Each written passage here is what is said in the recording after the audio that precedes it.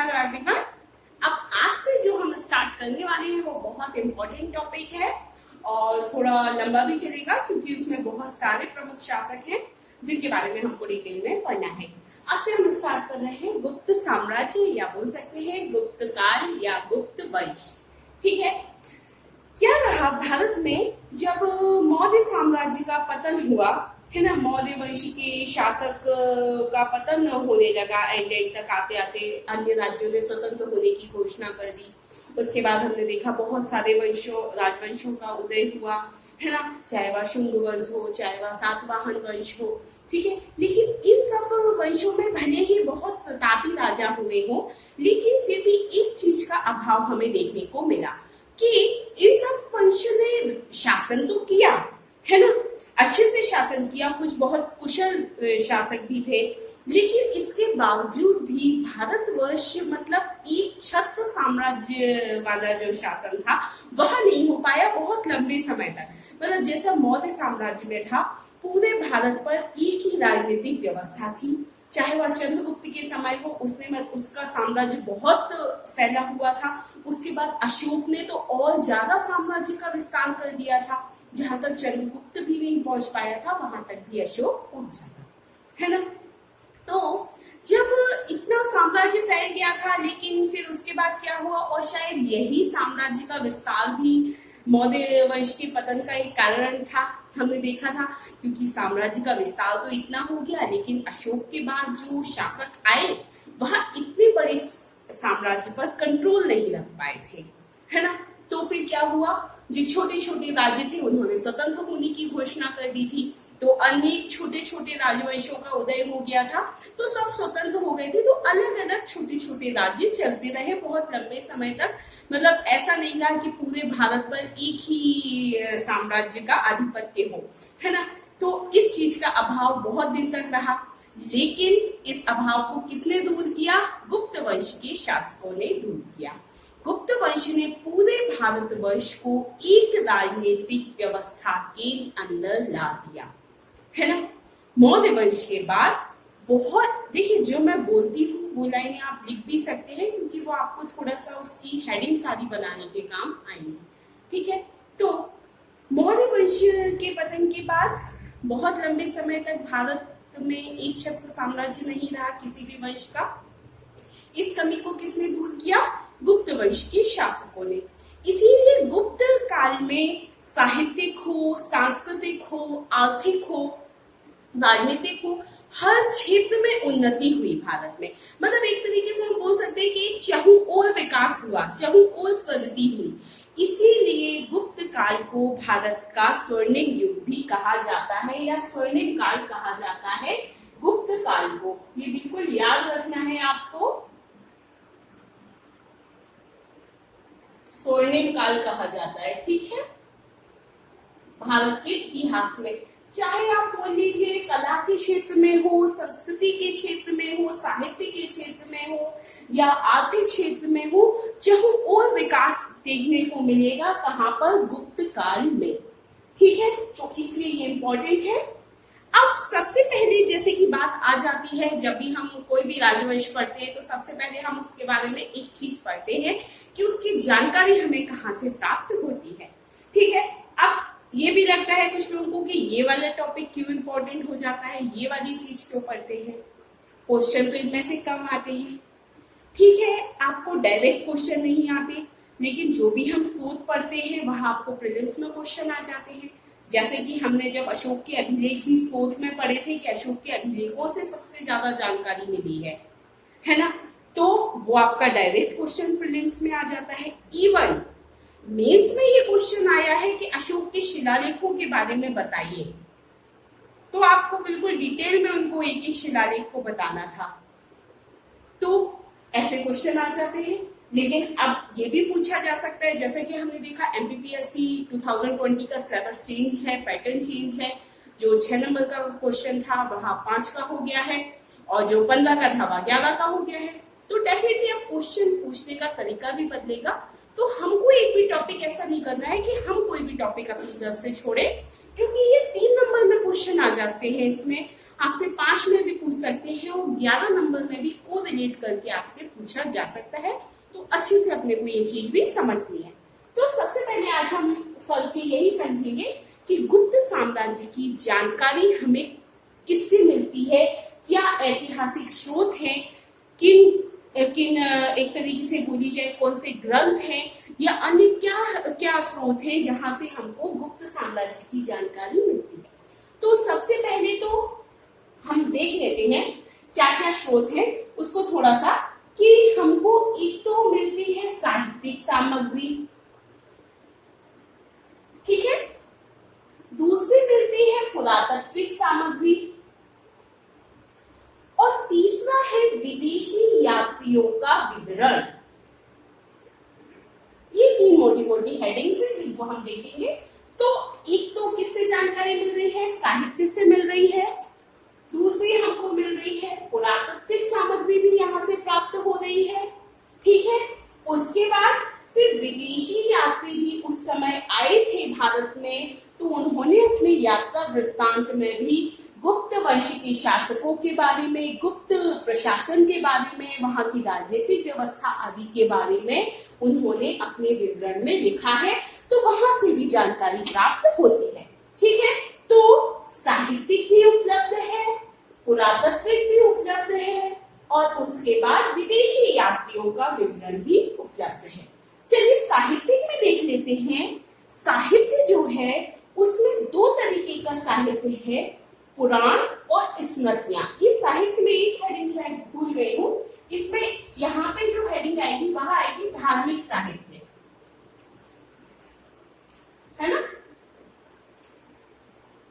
धार्मिक साहित्य। और ये दूसरा रहेगा आपका ऐतिहासिक तथा अर्ध ऐतिहासिक साहित्य, ठीक है।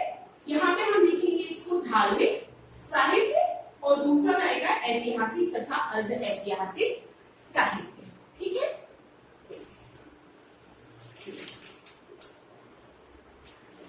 तो धार्मिक साहित्य में पुराणों से और स्मृतियों से गुप्त वंश के बारे में, गुप्तकालीन समाज, वहां की सामाजिक व्यवस्था, वहां की राजनीतिक व्यवस्था आदि की बहुत सारी जानकारी प्राप्त होती है।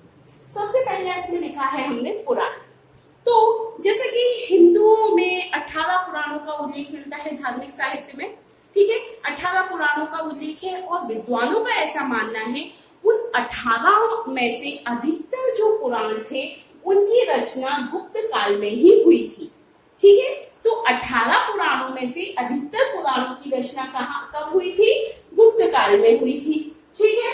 तो इन पुराणों से गुप्त वंश के शासकों की धार्मिक जीवन के बारे में पता चलता है, उनकी सामाजिक तथा आर्थिक व्यवस्था के बारे में भी पता चलता है, ठीक है।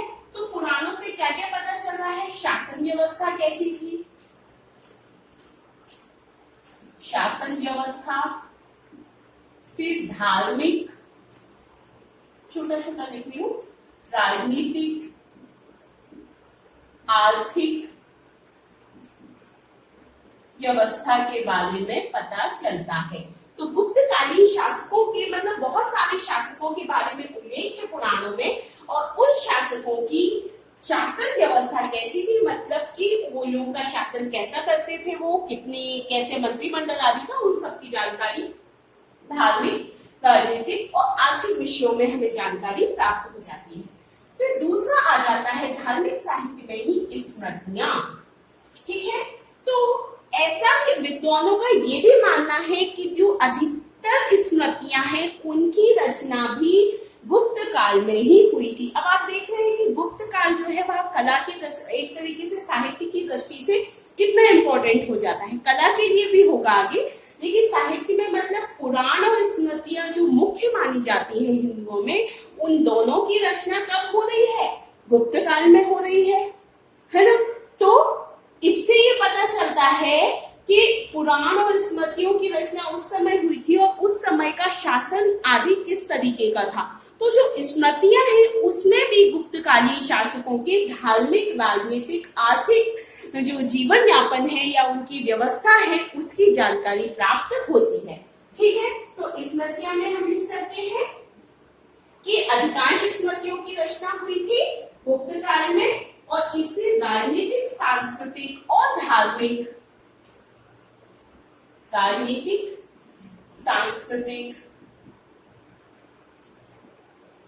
और धार्मिक जीवन की जानकारी प्राप्त होती है।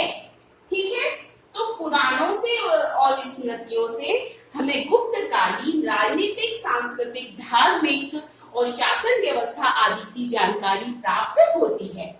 ये तो हो गया आपका धार्मिक साहित्य। इसके बाद आ जाएगा ऐतिहासिक तथा अर्ध ऐतिहासिक साहित्य। ठीक है, अब ऐतिहासिक और अर्ध ऐतिहासिक साहित्य में जो सबसे पहला है वह है देवी चंद्रगुप्तम। देवी चंद्रगुप्तम, ठीक है, ये किसने लिखा है? विशाखदत्त ने लिखा है। विशाखदत्त की जो एक और जो बहुत इंपॉर्टेंट जो साहित्य है वह कौन सा है? मुद्रा राक्षस, है ना? मुद्रा राक्षस, उसमें किसका उल्लेख था? उसमें था चंद्रगुप्त के शासन व्यवस्था का उल्लेख था, है ना? दूसरा क्या है विशाखदत्त का? देवी चंद्रगुप्तम। ठीक है, देवी चंद्रगुप्तम से क्या पता चलता है? चंद्रगुप्त द्वितीय के बारे में पता चलता है। ठीक है, विशाखदत्त ने इसमें, यह एक नाटक है विशाखदत्त का, जैसे कि वो वाला था मुद्रा राक्षस, वैसे ही देवी चंद्रगुप्तम भी एक नाटक है विशाखदत्त का। और इससे पता चलता है कि चंद्रगुप्त द्वितीय ने अपने भाई रामगुप्त का वध कर दिया था और उसके बाद उसकी पत्नी ध्रुव स्वामिनी से विवाह किया था। ठीक है, ये एक इम्पोर्टेंट फैक्ट है थोड़ा सा, कि चंद्रगुप्त ने क्या किया था? अपने भाई का वध कर दिया था रामगुप्त का, और उसके बाद उसकी जो पत्नी थी उससे विवाह कर लिया था। ठीक है, तो ये से पता चलता है। और इसी से ये भी पता चलता है कि चंद्रगुप्त द्वितीय जो था वह कब अपनी गद्दी पर बैठा था। ठीक है, तो ये दोनों चीजें जो है वह इससे पता चल रही हैं, किससे? देवी चंद्रगुप्तम से। उसके बाद कालिदास, बहुत इंपॉर्टेंट है, बहुत ज्यादा इंपॉर्टेंट है कालिदास। कालिदास की जो प्रतियां हैं वो भी इंपॉर्टेंट है, क्योंकि वह प्रीलिम्स में पूछी जाती हैं, प्लस आपको मेंस में भी इनके बारे में पूछा जा सकता है कि कालिदास की प्रतियां लिखिए। 3 नंबर में आपका क्वेश्चन बन सकता है। तो 3 नंबर में आपको 3 तो यही मिल गई, रघुवंशम, कुमार संभवम और अभिज्ञान शाकुंतलम। आप लिख लीजिए, रघुवंशम, कुमार संभवम और अभिज्ञान शाकुंतलम। तो ये जो कालिदास थे वह गुप्त काल के महान कवि और नाटककार थे। थोड़ा सा कालिदास के बारे में चाहे तो लिख सकते हैं कि कालिदास गुप्त काल के महान कवि और नाटककार थे। उन्होंने रघुवंशम नामक महाकाव्य की रचना की। आप ये लिख ही लीजिए, क्योंकि 5 नंबर में भी आपसे पूछा जा सकता है। तो थोड़ा सा आप कालिदास के बारे में लिख लीजिए, एक अलग से हेडिंग बना के। उन्होंने रघुवंशम नामक महाकाव्य की रचना की, जिसमें पूर्ववर्ती गुप्तों की वीरता का उल्लेख है। रघुवंशम में किसका उल्लेख है? पूर्ववर्ती जो गुप्त राजा थे उनकी वीरता का उल्लेख है। किसमें? रघुवंशम में। अगला पॉइंट डालिए, अगला पॉइंट लिखिए, इसमें ऐसी डैश लगा के लिख लीजिए। उनकी अन्य रचनाओं में मेघदूतम, कुमार संभवम और अभिज्ञान शाकुंतलम से भी गुप्तकालीन राजनीति अन्य रचनाएं हैं, जैसे कि कुमार संभवम, अभिज्ञान शाकुंतलम। बहुत इंपॉर्टेंट, मेघदूत तो लिखा ही नहीं है इसमें। मेघदूतम ये सबसे ज्यादा इंपॉर्टेंट है, मेघदूतम, तो ये तो सबसे ज्यादा इंपॉर्टेंट है ना? मतलब इन तीनों से ज्यादा, सबसे ज्यादा ये दो बहुत ज्यादा इंपॉर्टेंट हो जाती है, अभिज्ञान शाकुंतलम और मेघदूतम। लेकिन आपको ये चारों याद रखनी है। ठीक है, तो अन्य जो रचनाएं हैं उनसे भी गुप्तकालीन राजनीति, शासन प्रबंधन, सामाजिक रीति रिवाज आदि के बारे में जानकारी मिलती है। और उसके बाद अगला पॉइंट भी लिखिए, मेघदूत के बारे में थोड़ा सा हम लिख रहे हैं। मेघदूत से गुप्त काल के प्रसिद्ध नगर उज्जैन की सौंदर्य, उसकी धन संपन्नता आदि का पता चलता है। ठीक है, तो देवी चंद्रगुप्तम से पता चल गया, चंद्रगुप्त द्वितीय का। उसके बाद कालिदास की जो कृतियां हैं उससे भी गुप्त राजाओं के शासन आदि के बारे में जानकारी मिल गई। और मेघदूतम से मुख्यतः जो उनका जो नगर था उज्जैन, उसकी सुंदरता आदि का बखान किया गया है। तो रघुवंशम, कुमार संभवम, अभिज्ञान शाकुंतलम और मेघदूतम जो है वह कालिदास की प्रमुख कृतियां हैं। इनको आपको अच्छे से याद रखना है, इस पे आप स्टार मार्क कर लीजिए। ठीक है, 3 नंबर में ये पूछा जाता है। आपको कालिदास भी लिखा आ सकता है, ये भी आ सकता है और ये भी आ सकता है, इसीलिए ये चीज हम पढ़ रहे हैं, क्योंकि स्पून फीडिंग नहीं कर सकते हम कि जो क्वेश्चन आएगा एज इट इज। लेकिन ये है कि अगर इनमें से कुछ भी आएगा तो आप उनके बारे में लिख लोगे। ठीक है, तो अब इसके बाद जो अगला जो आ रहा है, अगला जो स्रोत है वह है मंजूश्री मूलकल्प। मंजूश्री मूलकल्प। ठीक है, अब इससे क्या जानकारी मिल रही है?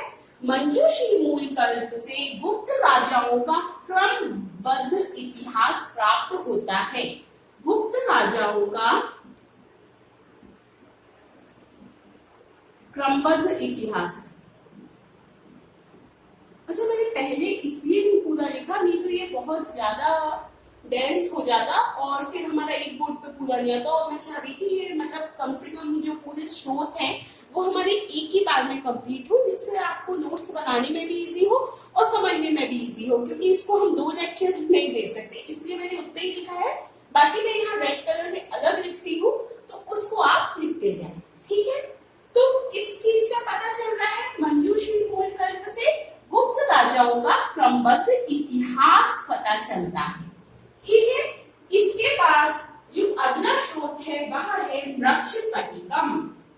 मृक्षकटिकम की रचना किसने की? ये इम्पोर्टेंट है। ठीक है, या किसने की थी? शूद्रक ने की थी। ठीक है, शूद्रक ने की थी और यह भी एक नाटक है। ठीक है, क्या है ये? नाटक है मृक्षकटिकम। और इससे किस चीज की जानकारी मिल रही है? इससे मिल रही है गुप्तकालीन शासन व्यवस्था,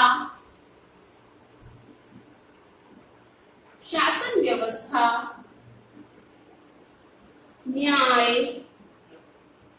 है ना? आप लिख लीजिए, वहां जगह नहीं है ज्यादा। शासन व्यवस्था, न्याय व्यवस्था, सामाजिक व्यवस्था और राजनीतिक व्यवस्था। न्याय, सामाजिक, मैं इतना लिख देती हूँ, और राजनीतिक। ठीक है, तो सबसे ज्यादा तो क्या, अगर मान लीजिए आपका 3 नंबर में आ जाता है मृक्षकटिकम, सबसे पहले तो क्या लिखना है? इसकी रचना किसने की है? तो यह शूद्रक द्वारा रचित नाटक है ये। ठीक है, उसके बाद इससे किस चीज की जानकारी मिल रही है? मृक्षकटिकम से गुप्तकालीन शासन व्यवस्था की, न्याय व्यवस्था की, सामाजिक व्यवस्था की और राजनीतिक व्यवस्था की जानकारी प्राप्त हो रही है। ठीक है, अब इसके बाद जो इसमें जो सबसे लास्ट है वह है कामंदक नीतिशास्त्र। ठीक है, कामंदक नीतिशास्त्र। अब इससे क्या पता चल रहा है? इससे गुप्तकालीन राजनीतिक इतिहास के बारे में जानकारी मिल रही है।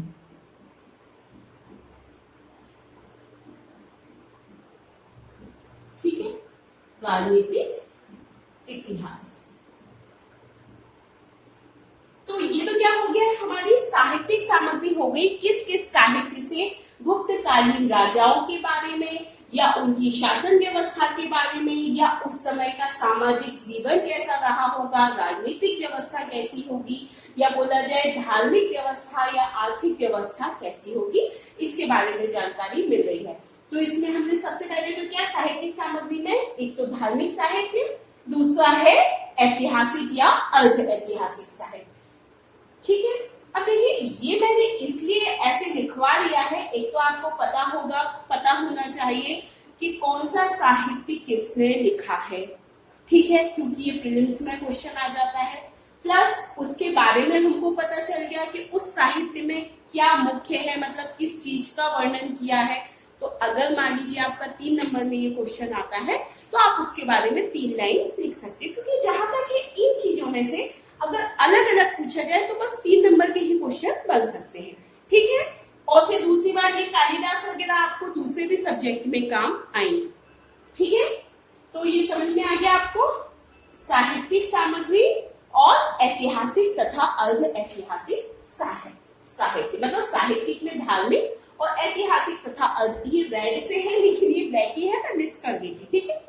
ऐतिहासिक तथा अर्ध ऐतिहासिक साहित्य, ठीक है। इसमें देवी चंद्रगुप्त, फिर कालिदास की कृतियां, रघुवंशम, कुमार संभवम, अभिज्ञान शाकुंतलम और मेघदूतम, ये क्या आप साथ में याद करते जाइए, अलग से ये याद नहीं होती है, क्योंकि मैंने बहुत सारे स्टूडेंट्स को देखा है वो सोचते हैं बाद में एक साथ करेंगे, तो आपको प्रीलिम्स में बहुत सारी ऐसी चीजें हो जाती है, बहुत सारी बुक्स हो जाती हैं, मतलब करंट की भी हो जाती हैं, ओल्ड भी हो जाती हैं, तो थोड़ा सा दिक्कत आती है।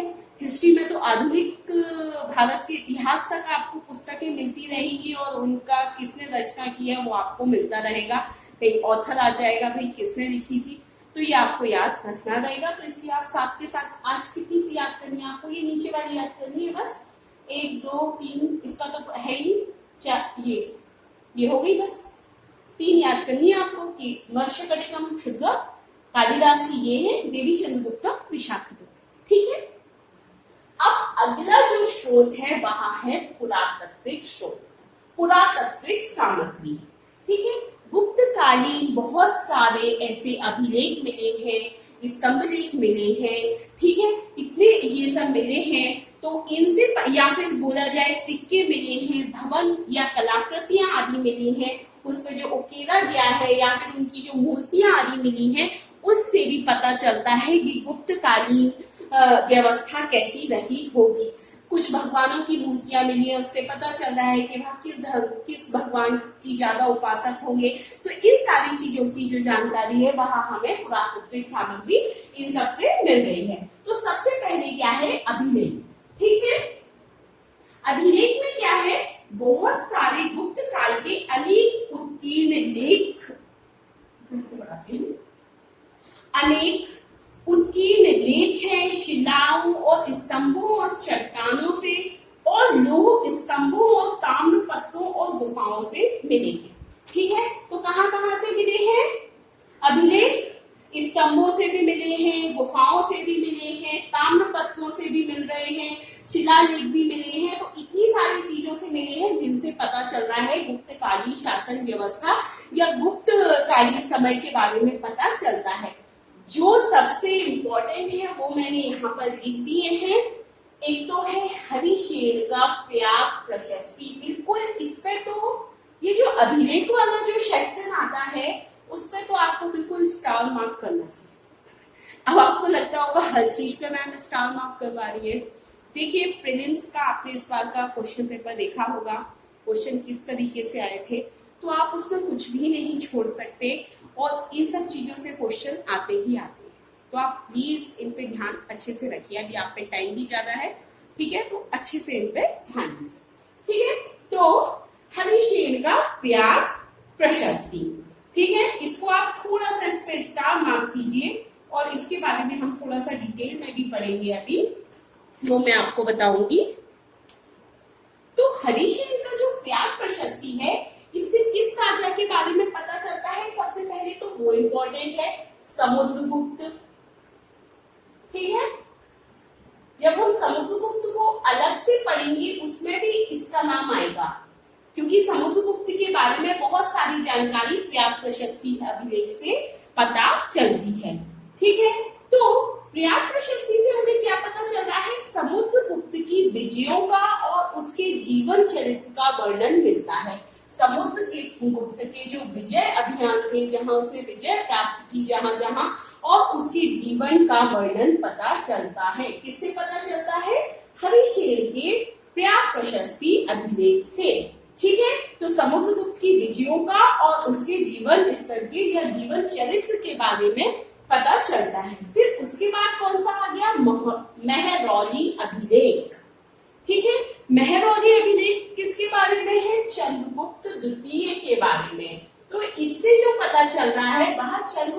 तृतीय के विजय अभियान का पता चलता है। किससे? मेहरौली अभिलेख से। तो हरिशेन से तो चल रहा है समुद्रगुप्त का, मेहरौली से चल रहा है चंद्रगुप्त का, और दोनों ही किस वंश के हैं? गुप्त वंश के हैं। और ये दोनों ही अभिलेख किस काल के हैं? गुप्त काल के हैं। ठीक है, ये भी पूछा जा सकता है कि मेहरौली अभिलेख किस काल का है, तो आप कंफ्यूज ना हो जाओ, क्योंकि उस टाइम हम बहुत सारे पढ़ चुके होते हैं। ठीक है, तो मेहरौली से तो किसका पता चल रहा है? चंद्रगुप्त द्वितीय के विजयों के बारे में जानकारी मिल रही है। ठीक है, अब अगला कौन सा आ गया? स्कंदगुप्त के भीतरी अभिलेख। ठीक है, स्कंदगुप्त के भीतरी अभिलेख, इससे क्या पता चल रहा है? पुष्यमित्र के साथ जो इसका युद्ध हुआ था, पुष्यमित्र शुंग, याद आ गया? पुष्यमित्र शुंग याद आ गया होगा। शुंग वंश हम पढ़ चुके हैं, उसमें हमने पढ़ा था कि शुंग वंश का शासक था, उसकी स्कंदगुप्त के साथ युद्ध हुआ। ठीक है, तो पुष्यमित्र शुंग के विरुद्ध जो युद्ध हुआ था उसके बारे में जानकारी मिलती है स्कंदगुप्त के भीतरी अभिलेख से। ठीक है, तो ये हमको पता चल गया इससे। तो पुरातत्व में अभिलेख जो है ये तीनों इंपॉर्टेंट है। हरिशेन का प्रयाग प्रशस्ति, मेहरौली अभिलेख चंद्रगुप्त द्वितीय का, और स्कंदगुप्त के भीतरी अभिलेख से। इसके बाद बात आ जाती है सिक्के। जो गुप्तकालीन सिक्के प्राप्त हुए हैं उससे भी बहुत सारी चीजों के बारे में पता चलता है। जैसे कि कई सारे देवी देवताओं आदि के उसमें चित्र छपे हुए हैं, लाइक वरुण के चित्र हैं, तो उससे पता चलता है कि किसकी पूजा कर रहे थे। ठीक है, उसके बाद एक जो मोस्ट इम्पोर्टेंट है कि समुद्रगुप्त को एक सिक्के पर वीणा बजाते हुए दिखाया गया है, तो उससे क्या पता चल रहा है कि समुद्रगुप्त जो था वह क्या संगीत प्रेमी था। ठीक है, तो चलिए थोड़ा सा देख लेते हैं हम कि सोने, चांदी और तांबे के सिक्के प्राप्त हुए हैं गुप्तकालीन। ठीक है, सोने, चांदी और तांबे के, क्योंकि ये प्राप्त हुए हैं तो ऐसा अनुमान लगाया गया कि ये तीनों सिक्के प्रचलित थे। सोने के सिक्के भी चलते थे, चांदी के सिक्के भी चलते थे, और तांबे के सिक्के भी उस समय चलते थे। ठीक है, इसके बाद इन सिक्कों से क्या क्या जानकारी मिल रही है वो भी थोड़ा सा देख लेते हैं। इन सिक्कों से मिल रही है उन गुप्त सम्राटों के नाम आदि लिखे हुए, किसी पर उनकी उपाधि या उनके चरित्र या उनकी साम्राज्य की सीमाओं आदि के वर्णन की भी जानकारी इन सिक्कों से प्राप्त हो रही है। मतलब सिक्के से प्राप्त हो रही है कि गुप्तकालीन जो सिक्के हैं वह कहाँ कहाँ प्राप्त हुए हैं। उससे पता चल रहा है कि इनका साम्राज्य विस्तार यहाँ तक होगा या इनका व्यापार यहाँ होता होगा, है ना। अगर उनके समय के सिक्के वहां मिले हैं तो कोई आया गया तो होगा, या तो इनके साम्राज्य का विस्तार होगा। ठीक है, तो ये सब चीजों का पता चल जाता है। फिर उसके बाद क्या है, एक समुद्रगुप्त के एक सिक्के पर क्या है, अश्वमेध घोड़े का घोड़ा है, अश्वमेध घोड़ा बना हुआ है। तो उससे पता चल रहा है कि जो समुद्रगुप्त था उसने अश्वमेध यज्ञ करवाया होगा, क्योंकि यज्ञ की परंपरा तो चली ही आ रही थी वैदिक काल से ही, है ना। थोड़ा सा मौर्य काल में कम हो गया था, देखा था हमने अशोक ने इन सब पे मतलब धर्मकांड आदि पर रोक लगवा दी थी। मतलब एकदम से ऐसा विरोध नहीं किया था, लेकिन उसका ये था कि जो कर्मकांड बलि आदि पर उसने रोक लगवा दी थी। लेकिन फिर स्टार्ट हो गया था शुंग वंश में, हमने देखा है ना, उसने ब्राह्मणों को संरक्षण भी दिया था। ठीक है, तो फिर क्या है, घोड़े, अश्वमेध घोड़े का चित्र अंकित है, तो उससे पता चलता है कि समुद्रगुप्त ने अश्वमेध यज्ञ करवाया होगा। ठीक है, फिर एक पे क्या है, समुद्रगुप्त वीणा बजाते हुए भी दिख रहा है, तो उससे पता चल रहा है कि वह संगीत का ज्ञाता होगा, संगीत प्रेमी होगा वह। ठीक है, और उसके बाद शिकार करते हुए भी दिखाया गया है एक पे समुद्रगुप्त को ही। तो समुद्रगुप्त के बारे में ही तीन चीजें पता चल गई, एक तो अश्वमेध यज्ञ, एक वीणा बजाते हुए, एक शिकार करते हुए। तो तीन चीजों की जानकारी तो सिक्कों से ही प्राप्त हो गई है। तो समझ सकते होंगे आप कि कितने इंपॉर्टेंट हो गए ये सिक्के, है ना। तो इनकी जानकारी प्राप्त हो गई। ठीक है, उसके बाद क्या है, कुछ सिक्कों पर विष्णु तथा गरुड़ के चित्र भी अंकित हैं। मतलब वैष्णव धर्म को मानते थे जो गुप्त साम्राज्य के शासक थे या वहां के जो लोग थे, वह वैष्णव धर्म को मानते थे, क्योंकि विष्णु के और गरुड़ के चित्र अंकित हैं। ठीक है, ये चीज भी पता चल रही है इससे। और फिर उसके बाद क्या है, गुप्तकालीन सिक्कों से उस समय की कला, भाषा और आर्थिक स्थिति आदि के बारे में भी पता चल रहा है। ठीक है, तो ये एक तो उनकी सीमाएं कहाँ तक थी, फिर उनके धर्म आदि, वह किस भगवान को मानते थे, फिर उसके बाद हमको ये भी पता चल गया समुद्रगुप्त के बारे में तो बहुत ज्यादा जानकारी मिल गई है। ठीक है, अब इसके बाद भवन तथा कलाकृतियां। उस समय गुप्तकालीन शासकों ने मतलब स्थापत्य कला के बहुत अच्छे एग्जाम्पल मिलते हैं। इन लोगों ने बहुत सारी ऐसी चीजों का निर्माण करवाया, बहुत सारे मंदिर आदि का निर्माण करवाया, उन पर भी जो मूर्तियां आदि बनी हुई हैं, तो उससे भी पता चलता है, कला आदि से भी पता चलता है कि उस समय का जनजीवन कैसे रहा होगा। ठीक है, भूमरा, तिगवा और देवगढ़ के मंदिर, ठीक है, इनसे पता चलता है।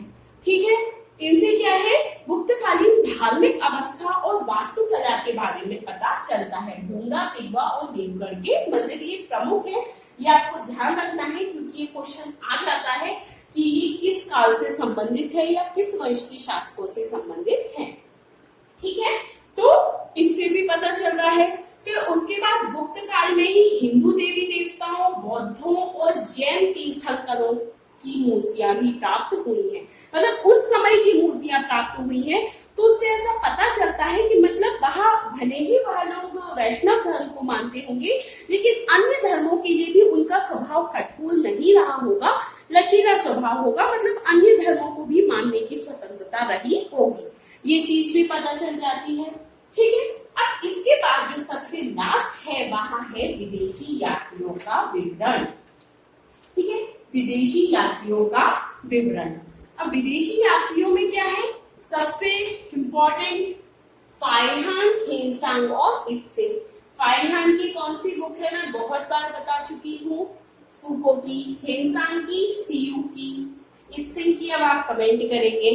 ठीक है, तो फाइहान की जो पुस्तक है, फाइहान जब भारत आया था तो उसने अपना यात्रा विवरण लिखा था, तो उसने उस समय के जो शासन व्यवस्था आदि थी उसकी जानकारी जो है उसके बारे में विवरण उसने अपने यात्रा वृत्तांत में लिखा था। अब ये सबसे इम्पोर्टेंट तो ये है कि ये किस समय भारत आया था।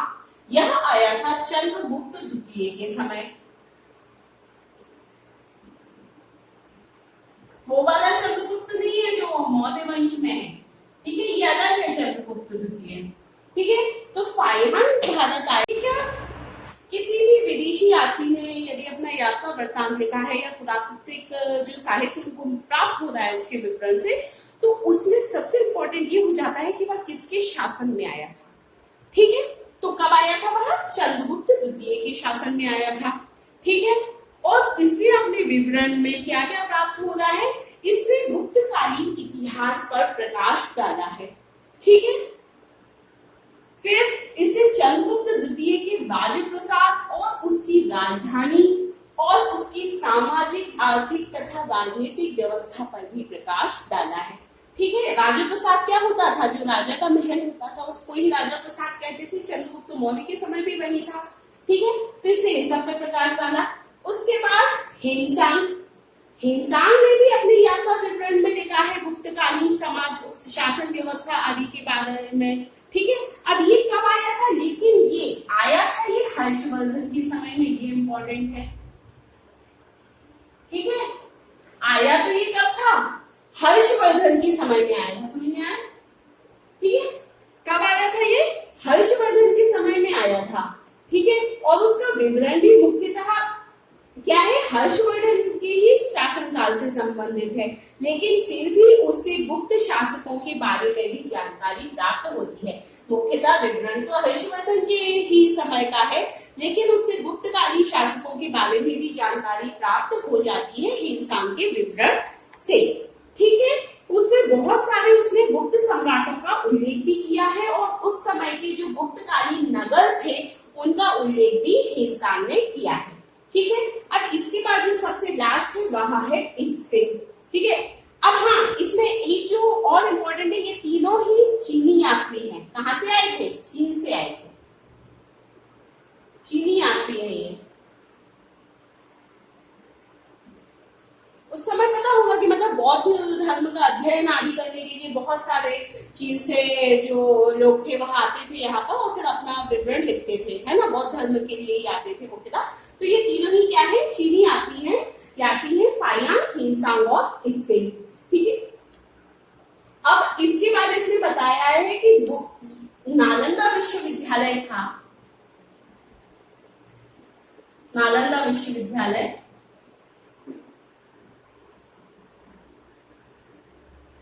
ठीक है। तो ये जो नालंदा विश्वविद्यालय था ये गुप्तों ने ही स्थापित किया था। इसको किसने किया था, गुप्त शासकों ने ही इसको स्थापित किया था। तो इसने उस समय इस विश्वविद्यालय की भव्यता पर प्रकाश डाला। ठीक है, कि ये जो विश्वविद्यालय था वह बहुत विशाल था, उसका भवन बहुत बड़ा था और वह अंतरराष्ट्रीय शिक्षा के केंद्र के रूप में विख्यात था। ठीक है, तो इससे ने क्या डाला, नालंदा विश्वविद्यालय की भव्यता पर प्रकाश डाला। और यह जो नालंदा विश्वविद्यालय था इसकी स्थापना कब हुई, गुप्त काल में ही हुई थी। ठीक है, तो ये हो गए क्या, विदेशी यात्रियों का विवरण। तो आपको समझ में आ गया, पुरातात्विक सामग्री में एक तो अभिलेख है, फिर उसके बाद अपना सिक्के, भवन तथा कलाकृतियां और विदेशी यात्रियों का विवरण। ठीक है, आई होप आपको समझ में आ गया होगा। अगर आपको मेरा चैनल अच्छा लगता है तो आप इसको लाइक कीजिए, सब्सक्राइब कीजिए और मेरे वीडियोस को शेयर कीजिए। Thank you.